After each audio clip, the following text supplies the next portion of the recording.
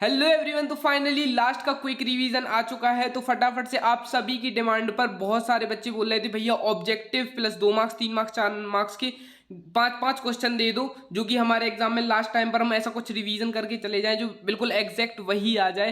तो लो फाइनली आ गया है, फटाफट से देखते चलना। बल का जो सूत्र होता है वो होता है द्रव्यमान गुणित त्वरण। ठीक है, बर्नौली प्रमेय जो होता है वो ऊर्जा संरक्षण सिद्धांत पर आधारित होती है। जो बर्नौली प्रमेय होती है वो ऊर्जा संरक्षण के सिद्धांत पर आधारित होती है।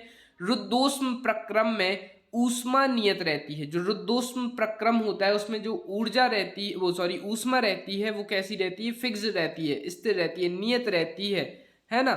चलो, पृथ्वी पर सेकंड लोलक की लंबाई 100 सेंटीमीटर होती है। यहां पर अभी सेंटीमीटर बोल रहा है ना, यहां पर जो सेंटीमीटर बोल रहा है, अगर मीटर में बोलता तो 1 मीटर होती है, अगर सेंटीमीटर में पूछ रहा है तो 100 सेंटीमीटर हो जाएगी। ठीक है, अभिकेंद्र त्वरण का सूत्र क्या होता है, एफ सी बराबर एम वी टू बटे आर। ठीक है, एफ सी बराबर एम वी 2/r।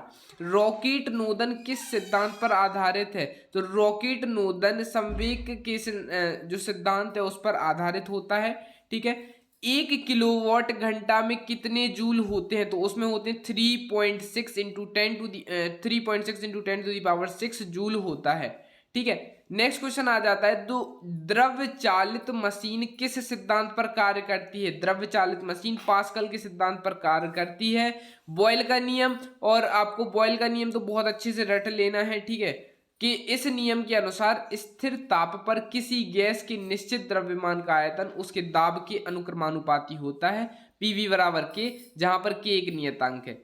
बल नियतांक का ऐसा ही मात्रक आप लोग कर लोगे न्यूटन मीटर। ठीक है, अब इसके बाद बच्चों ये जो मैचिंग है ये बहुत ज्यादा इंपॉर्टेंट है, तो इनको कर लेना अच्छे से।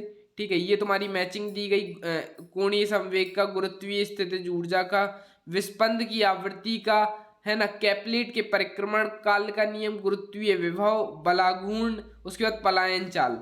तो ये हो गया। ठीक है, ये तुम लोगों को कर लेना है। ठीक है, ये बहुत इंपॉर्टेंट मैचिंग है क्योंकि ये डायरेक्ट फॉर्मूला वाली मैचिंग आने वाली है इस बार, तो रेडी रहना। ठीक है, 2 नंबर 3 नंबर 4 नंबर के लिए ये है विमीय विश्लेषण की सीमाएं। पहला क्वेश्चन बहुत ज्यादा इंपॉर्टेंट आएगा। ठीक है, यदि सदिश 3 वेक्टर 2 जे वेक्टर फिर 2 के वेक्टर फिर इसके सदिश है ना ये है, तो इसके परस्पर लंबवत है, तो P का मान हमें निकालना है, तो P का हम लोग इजिली मान निकाल लेंगे। ठीक है, तुम लोगों को पता ही होगा कि ये सदिश वाले क्वेश्चन कैसे सॉल्व करे जाते हैं, वीडियो में पहले बता ही चुके हैं, है ना। द्रव्यमान एवं भार में अंतर लिखना है, अंतर का क्वेश्चन जरूर आएगा। स्मॉल जी कैपिटल जी से रिलेटेड एक क्वेश्चन जरूर आएगा, चाहे वो अंतर हो या कोई भी उससे रिलेटेड क्वेश्चन हो।